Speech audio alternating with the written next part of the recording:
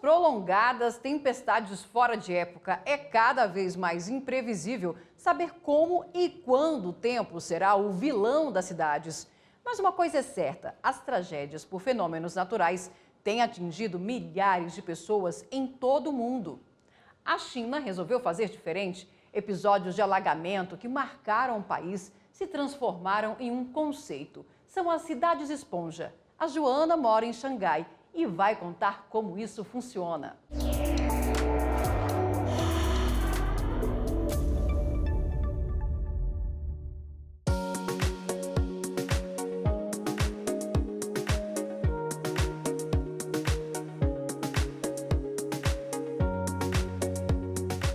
Meu nome é Joana, eu sou carioca, eu moro na China há 12 anos e há 5 aqui em Xangai. Hoje eu vim aqui falar com vocês sobre esse conceito de cidade esponja. E para isso eu vim aqui no maior projeto de cidade esponja de Xangai, que é o Starry Park.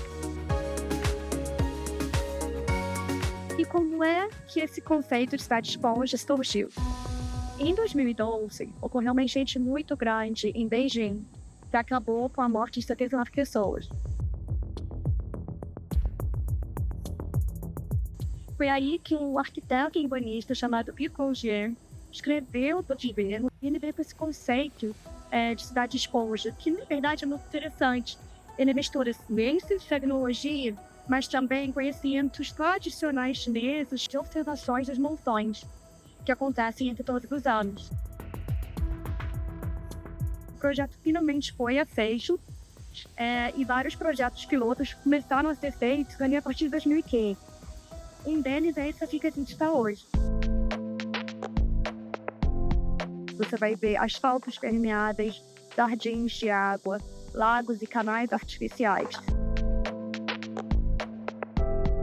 O Starry Park foi construído aqui nesse distrito de Lingang, porque esse distrito é mais perto do mar.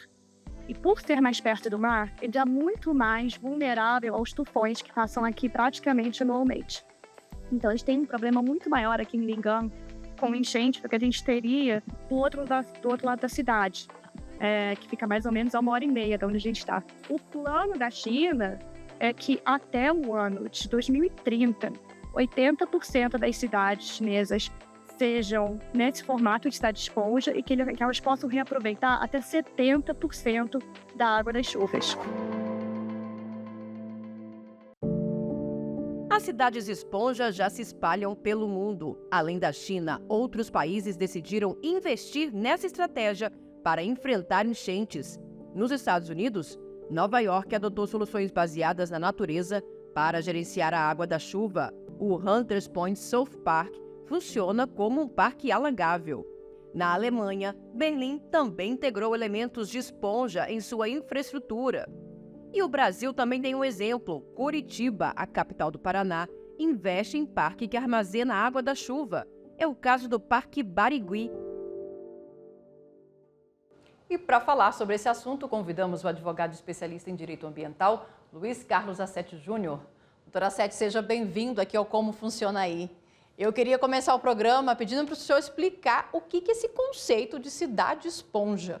O conceito cidade esponja, ele vem de uma situação bem antiga, que são aquelas curvas de níveis, né, da agricultura, porque quando se faz as curvas de nível, o objetivo basicamente são dois: retenção da água para que haja uma infiltração no solo, para que o solo fique úmido e, por sua vez, ele possa germinar as sementes, enfim, ser mais produtivo a agricultura.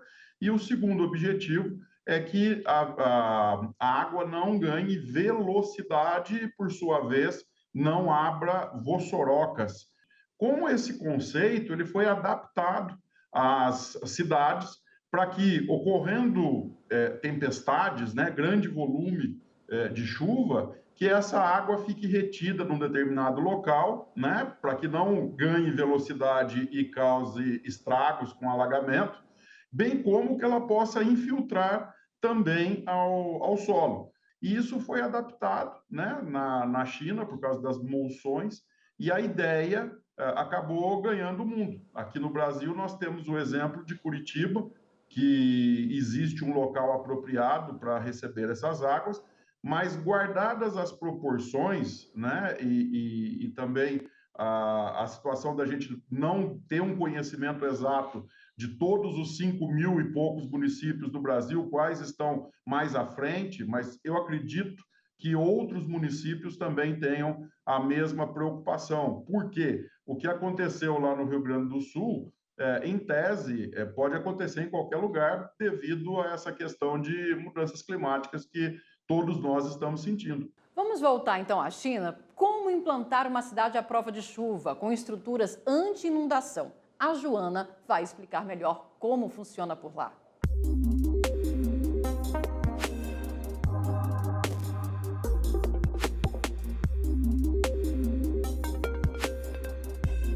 De acordo com dados recentes, só esse ano, mesmo antes do fim da temporada de chuvas, a China já bateu o recorde de chuvas.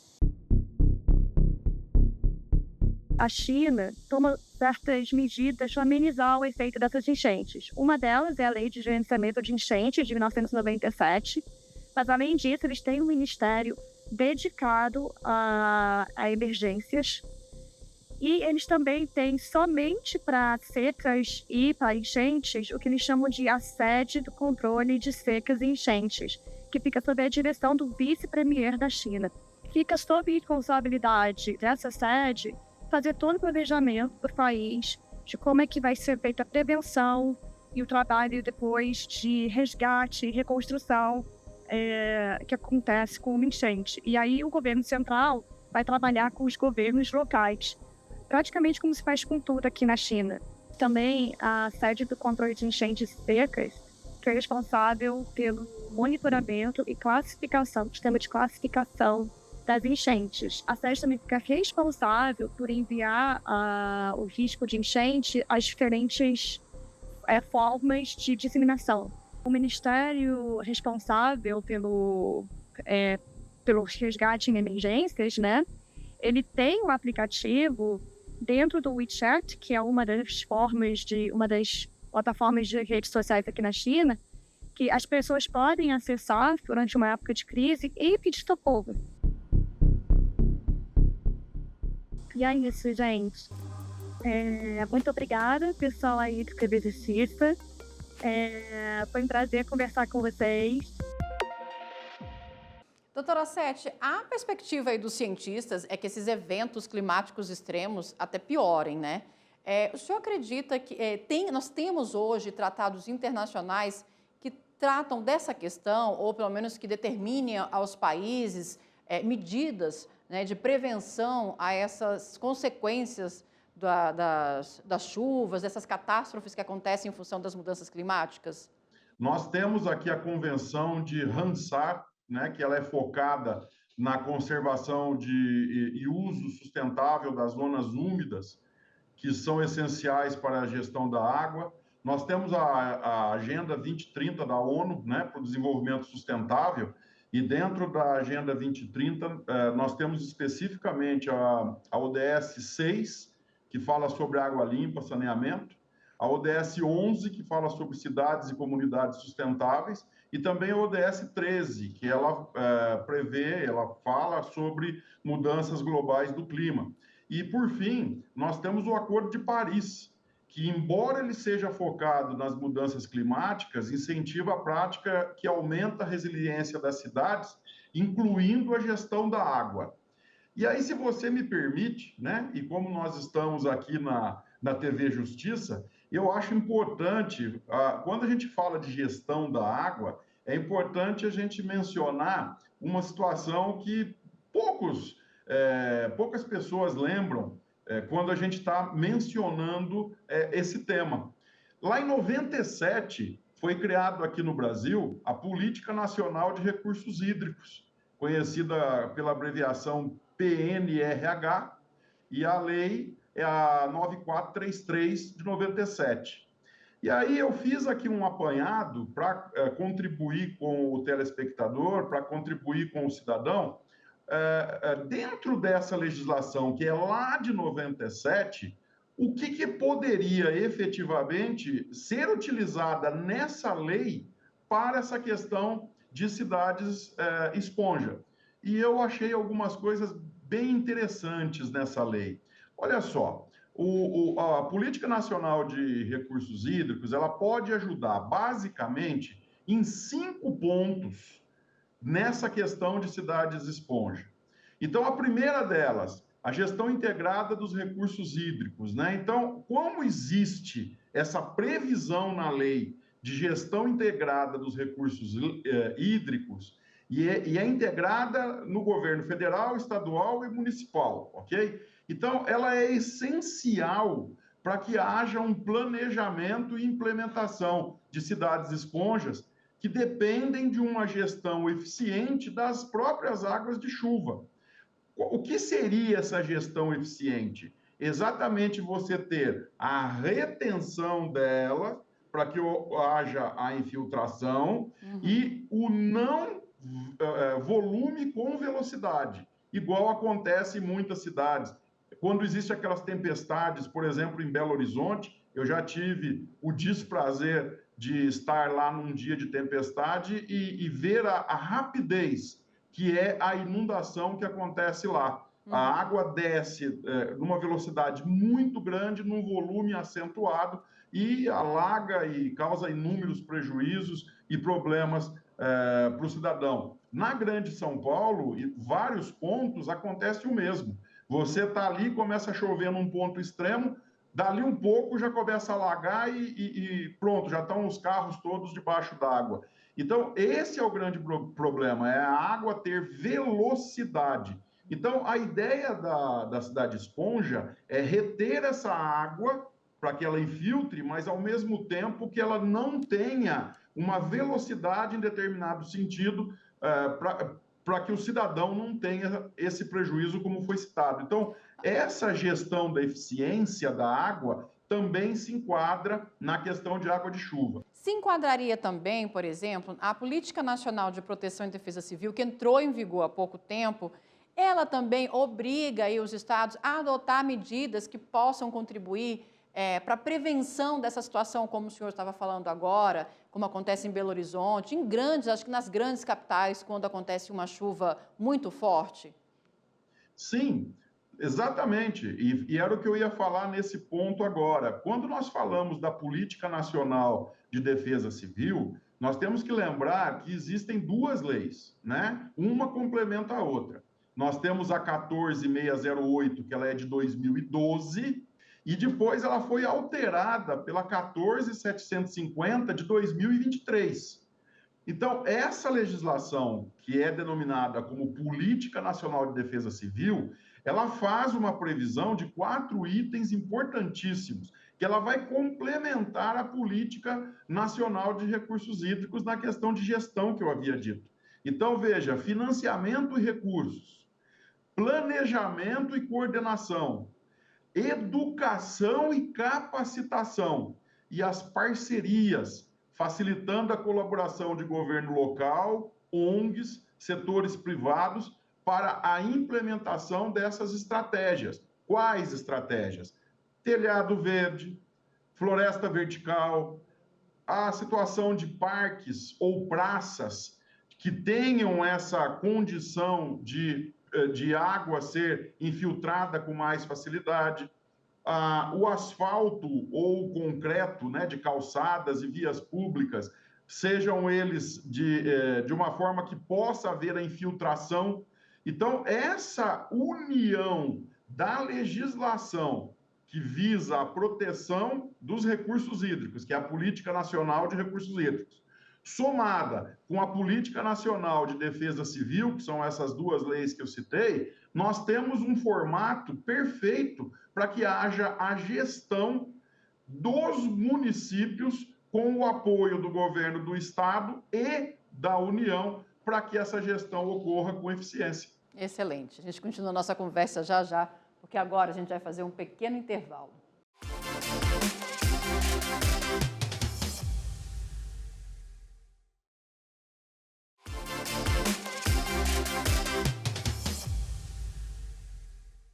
O Como Funciona Aí está de volta e a gente desembarca agora num país que vive uma ameaça constante, a Holanda. O país tem 26% do território abaixo do nível do mar e 59% sujeito a inundações. Mas a Holanda tirou de uma tragédia uma lição. Adotou um poderoso plano de construção de barreiras e diques e tem o maior e mais seguro sistema de controle de águas do mundo.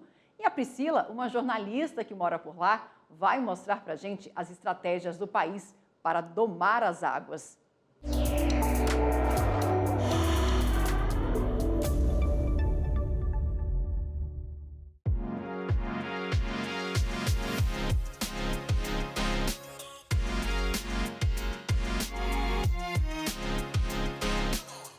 Olá, meu nome é Priscila Cerdeira, eu sou amazonense, jornalista e vivo na Holanda há 4 anos.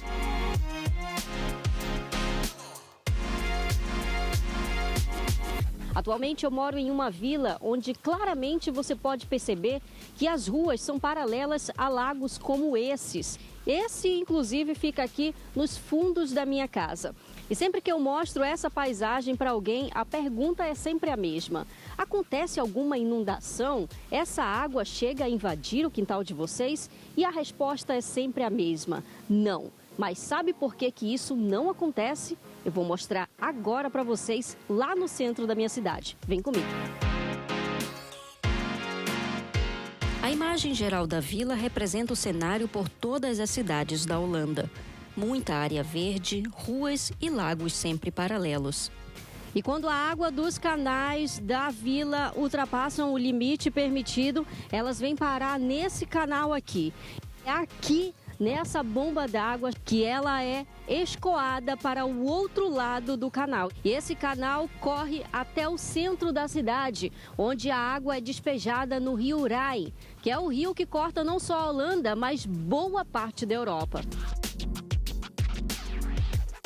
Esse mesmo sistema é aplicado na capital do país. Amsterdã, conhecida pelos canais que garantem a beleza do local, é uma cidade 6 centímetros abaixo do nível do mar. E por que então esta cidade não está submersa? A regra aqui é a mesma. Os canais servem para o escoamento da água. À medida que a cidade foi aumentando e aparecendo novas ruas, foram se criando também novos canais. Hoje já são mais de 100 canais como esses que cortam a cidade de Amsterdã. Outro fato curioso e de fácil percepção em Amsterdã tem a ver com o subsolo do país. Diferente do Brasil, o solo da Holanda é mais encharcado, o que ocasiona um pequeno, porém perceptível, afundamento dos prédios. O governo holandês também disponibiliza subsídio para o cidadão apoiar o teto ecológico. O teto ecológico funciona como um jardim, só que no telhado da casa. As paradas de ônibus, por exemplo, já adotaram esse sistema. Esse também é um dos meios de contenção das águas da chuva. Em Amsterdã, boa parte das casas-barco já tem esse sistema implantado. Voltamos a conversar sobre esse assunto com o advogado especialista em direito ambiental, Luiz Carlos Asset Júnior. Doutora Asset, a gente viu aí todo um plano da Holanda para não ter alagamento nas cidades, né? Aqui no Brasil, os municípios são obrigados a também elaborar aí um plano diretor de combate a essas catástrofes decorrentes de eventos climáticos? Sim. Essa pergunta sua é importantíssima, Marina, porque os municípios, eles têm que periodicamente fazer a atualização do plano diretor. E em todo o município existe o código de postura, que é aquele que delimita as construções, o formato de construção, o zoneamento ali do município, enfim. Então, tanto o plano diretor quanto o código de posturas são essenciais, são ferramentas de gestão para que no município não ocorra situação de catástrofe por inundações.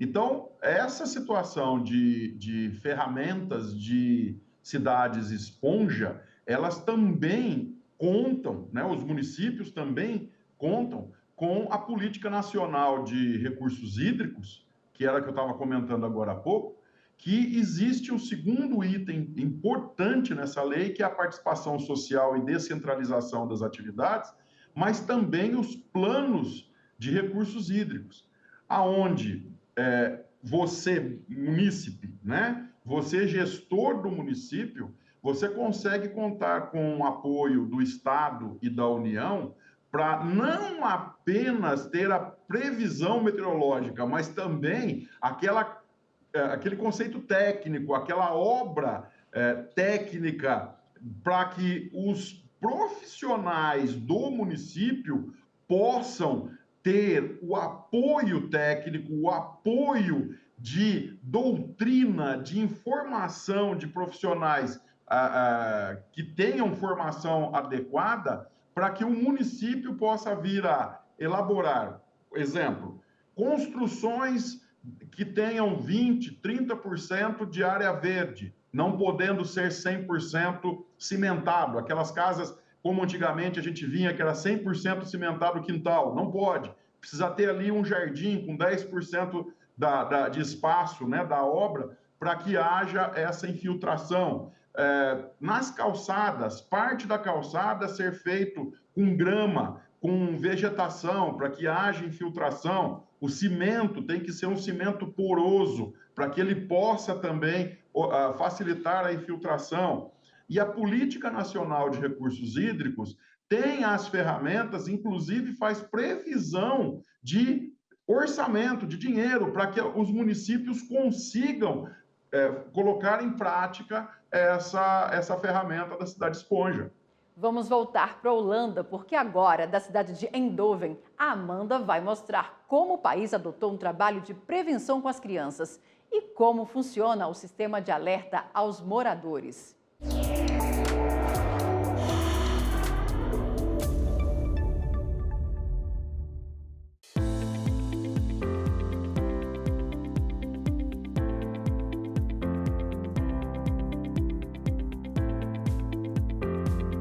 Eu sou Amanda Almeida, cearense, psicóloga, vivendo na Holanda há quase 5 anos, na cidade de Eindhoven.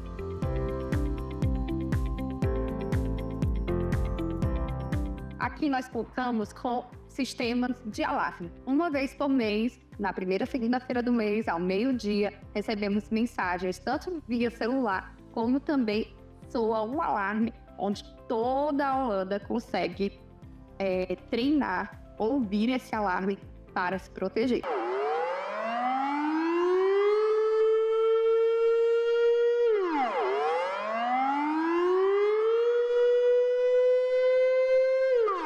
Caso esse alarme esteja disparado em outro dia e outro horário, a gente já tem que seguir orientações do governo, como assistir a TV no canal específico e receber todas as orientações do que fazer.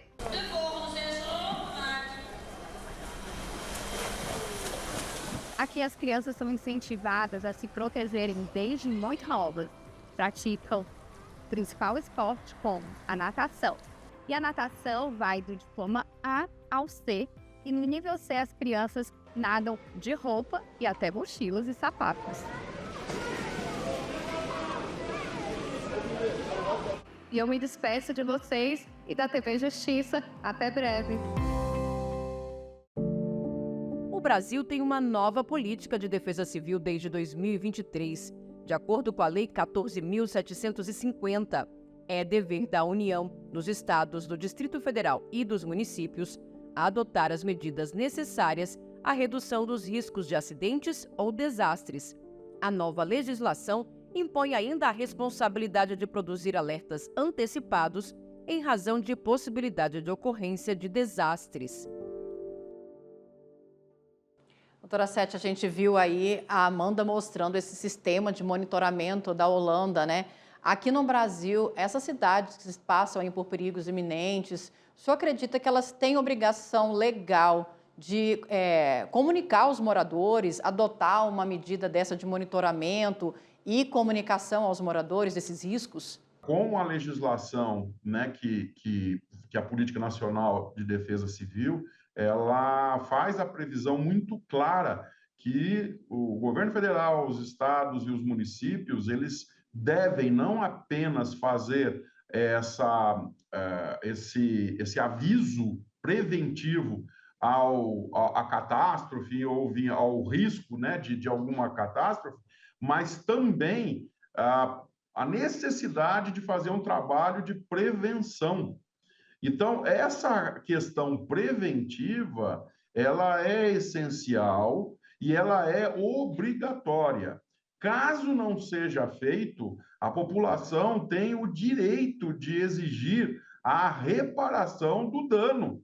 Então, dentro da legislação ambiental, nós temos o princípio do poluidor-pagador e o princípio da reparação, que são ali quase que irmãos siameses, e esse princípio, né, do poluidor-pagador, usuário-pagador e reparação é o embasamento de toda a legislação da qual o cidadão tem o direito de ser indenizado, de ser ressarcido, caso ele tenha algum prejuízo por decorrência de uma catástrofe, como, por exemplo, a que aconteceu recentemente no Rio Grande do Sul. Doutor Luiz Carlos Assetti, muito obrigada pela participação aqui no Como Funciona Aí. E a gente fica por aqui preparando a nossa próxima viagem. Siga a gente nas nossas redes sociais. Estamos no YouTube, no Instagram, no X, antigo Twitter e no Spotify. É só digitar @Rádio IPV Justiça que você encontra tudo lá. Até a próxima!